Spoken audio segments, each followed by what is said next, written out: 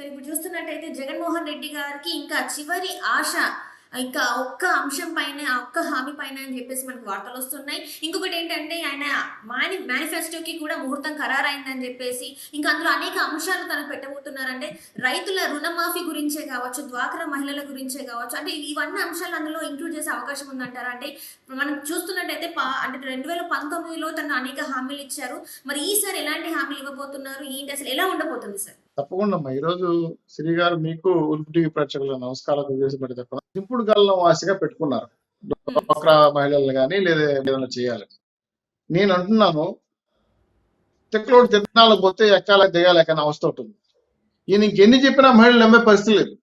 రాష్ట్రంలో మహిళలు 30,000 మంది తప్పిపోతే అతిగెత్తు లేదు, దిశ చట్టం లేదు, ముస్లిం క్రిస్టియన్స్ లో ఉన్న ఓట్ బ్యాంక్ కూడా వాళ్ళకి ఓట్లు వేసే పరిస్థితి లేదు. ఎందుకంటే వాళ్ళకి చెప్పిన హామీలు చేశారు. మెయిన్ గా వైసీపీ యొక్క ఓట్ బ్యాంక్ మనం టార్గెట్ చేయండి. మీరు కూడా ముస్లిం వాళ్ళు వాళ్ళకి గొప్ప గొప్పగా వేస్తారని నమ్మకం జగన్మోహన్ రెడ్డి గారికి. ఆ వర్గాలకి ఏం చేశారు కదా. నేను అడిగాను, ముస్లింస్ తీసేశారు, దుల్హన పథకం తీసేశారు, కళ్యాణ్ తోఫా తీసేశారు, రంజాన్ తోఫా తీసేశారు, మహిళా ముస్లిం రిజర్వేషన్ తీసేశారు. మళ్ళీ ముస్లింస్ ఎందుకు ఓట్లు వేస్తారు మీకు? మా సహజన్ భాషలో కర్నూలు ఆత్మహత్య చనిపోయిన పెట్టుకోవాలి. ముస్లింస్ ఏ రకంగానూ మీకు సహాయం చేయరు కాబట్టి వాళ్ళు తెలుగుదేశం వచ్చేసారు. ఆల్రెడీ మీ ఓట్లు ఏమని చెప్పేశారు. ఇంకో విషయం, ఎస్టీఎస్సీలే క్రిస్టియన్స్ కి చర్చిలకి ప్రధానంగా వాళ్ళు భూములు కేటాయించే కాకుండా చర్చి ఫాదర్లకి ఇమాములకి వాళ్ళు పింఛన్ ఇస్తామన్నారు. దాన్ని లాగే ఆపేశారు కదా. క్రిస్టియన్స్ కి ఇల్లు కట్టిస్తామని చర్చిలు కట్టించారా? లేదు కదా.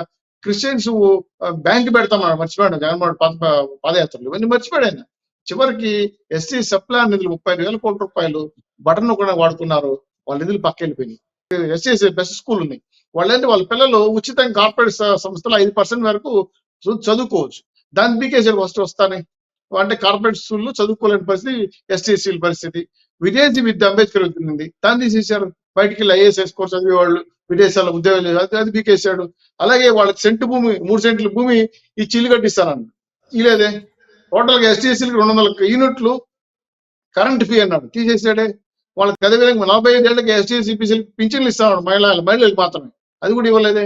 సో టోటల్ గా ఈ 2 వర్గాలని అన్యాయం 3 వర్గాలు అన్యాయం కాకుండా అబద్ధాలు చెప్పి ఓట్లు తీసుకున్న వాళ్ళ దగ్గర ఇప్పుడు వాళ్ళు ప్రశ్నిస్తున్నారు. అదే ముస్లిం చంపినా పట్టించుకున్న పరిస్థితి ఎస్టీఎస్సీలను చంపి డోర్ డెలివరీ ఇస్తున్నారు. మొన్న తోట త్రిమూర్తులకి 18 months జైలు శిక్ష పడింది, 2 లక్షల జరిమానా పడింది.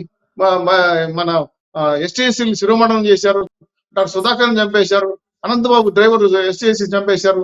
అంటే దళితులను చంపి డోర్ డెలివరీ ఇస్తున్నారు. అంతెందుకు బీసీ అమర్నాథ్ గౌడ్ చిన్న పిల్లోడు వాళ్ళ అక్కనేది అన్నాడంటే వాళ్ళని పెట్రోల్ బస్ చంపేసాడు మొన్న అమరావతి దగ్గర 2,000 దగ్గర. ఇంత దుర్మార్గంగా దాడులు చేస్తాడంటే నిన్ను నమ్మరు జగన్ గారు. మీరెవరు ఈ కమ్యూనిటీ ఎవరు మీకు నమ్మరు, మీకు ఓట్లేరు.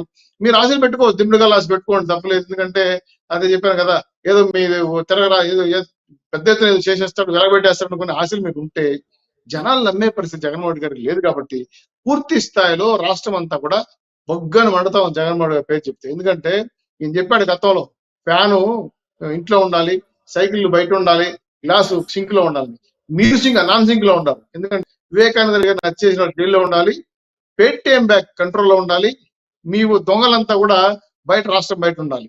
ఈ విషయం మర్చిపోయి మీరు పూర్తి స్థాయిలో ప్రతిపక్షాల మీద చేయడం మొదలుపెట్టేది కాకుండా మీరు పెట్టే మేనిఫెస్టో మీద ఆశలు ఎవరికి లేవు. ఎందుకంటే గతంలో మీరు 2 పేజీలు అదేంది బైబిల్, ఖురాన్, భగవద్గీత అని చెప్పి మీరు మద్య నిషేధం చేయాల, మీ నవరత్నాలు కూడా ఇవన్నీ జాబ్ కార్డు ఇవ్వాల, సిపిఎస్ లేదు, ప్రత్యేక హోదా లేదు, రాష్ట్రంలో రాష్ట్ర రాజధాని లేదు, వైజాగ్ జోన్ లేదు.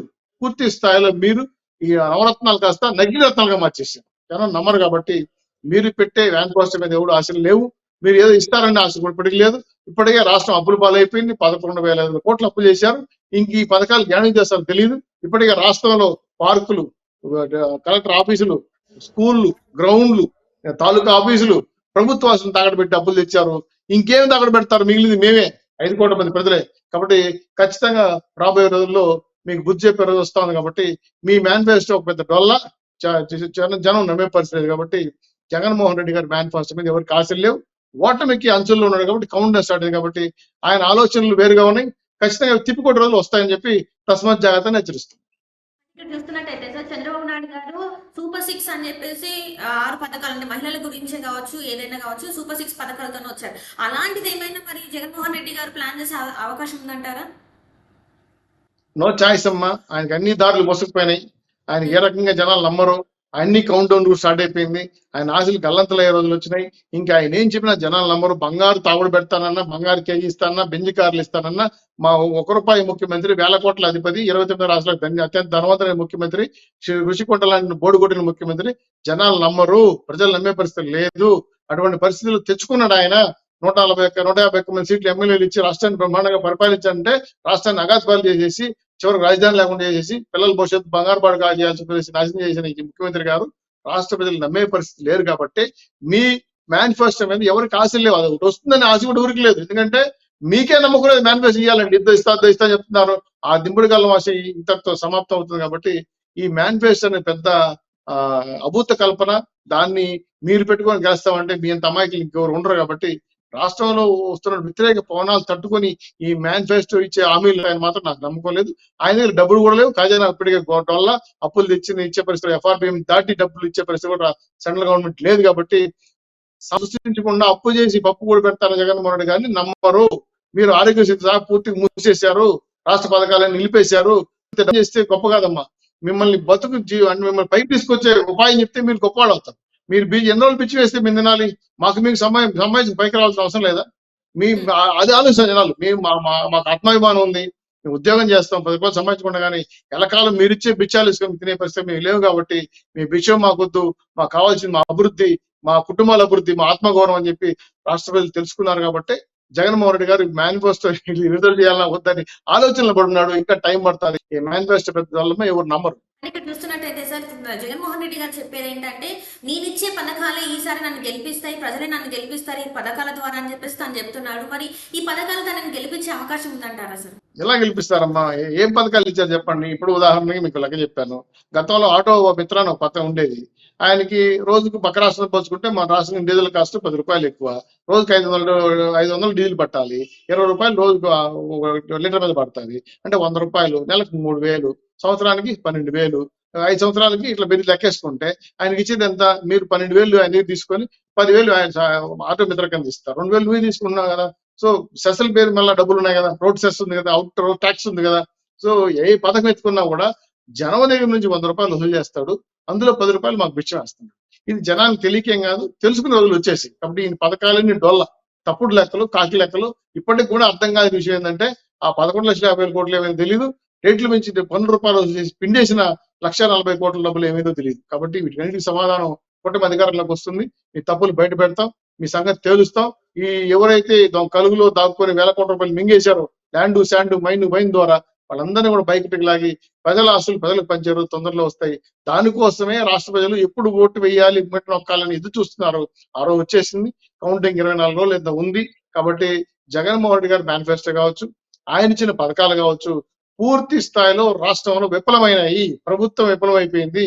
రాష్ట్ర మంత్రులు కూడా మాట్లాడలేని పరిస్థితి పడతా ఉంది. ఒకే ఒక మాట చెప్పండి, మద్య నిషేధం చేశారా అంటే మీ దగ్గర సమాధానం లేదు. ఆ సమాధానం ఒక్కసారి మీకు పాశుపతాస్త్రాలుగా పనిచేస్తుంది, మీ ప్రభుత్వాన్ని కూల్చేస్తారని చెప్పి ప్రజలందరూ కూడా మాట్లాడుతున్నారు. మహిళలు బాధపడుతున్నారు. మద్యం ఏరులే బాలుతా ఉంది. కుటుంబం చితికిపోతున్నాయి. ఈ విషయాన్ని మర్చిపోయి మీరేదో చెప్పిన మాటలని నమ్మి ప్రజలు ఓట్లేస్తారు అనుకుంటే మాత్రం 100కి 100 రాంగ్ బటన్ నొక్కిన అవుతారు, రాంగ్ పద్ధతులు వెళ్తారు. కాబట్టి ఖచ్చితంగా తగిన బుద్ధి చెప్పే రోజు వస్తుంది. కాబట్టి ప్రజలందరూ కూడా చైతన్యవంతం అయ్యారు. మీ పథకాలు, మీ యొక్క మేనిఫెస్టో నమ్మరు. కాబట్టి ఈ రోజు మీ ధైర్యంగా చెప్పగలుగుతున్నాం. మేము ఇచ్చే సూపర్ 6 కానీ, మేము చెప్పే మేనిఫెస్టో కానీ ప్రజలు దూచుకుపోతున్నాయి. మా సభలు జయప్రదం అవుతున్నాయి. ఓ పక్క ప్రజలు ఆశీర్వదిస్తున్నారు. పొత్తుని గౌరవప్రదంగా మమ్మల్ని ఆమోదించకుండా మాకు ధైర్యాన్ని ఇచ్చారు, విశ్వాసాన్ని ఇచ్చారు. రేపు గెలుపు కూడా మాకు ఇస్తారు. కాబట్టి 100% మా ప్రభుత్వం అధికారంలోకి వస్తుంది. ప్రజలకు న్యాయం చేస్తాం. ప్రజాతంత్ర ప్రభుత్వం ఏర్పడుతుందని చెప్పి ధైర్యంగా ఉండమని చెప్పి మా భరోసా. రాష్ట్ర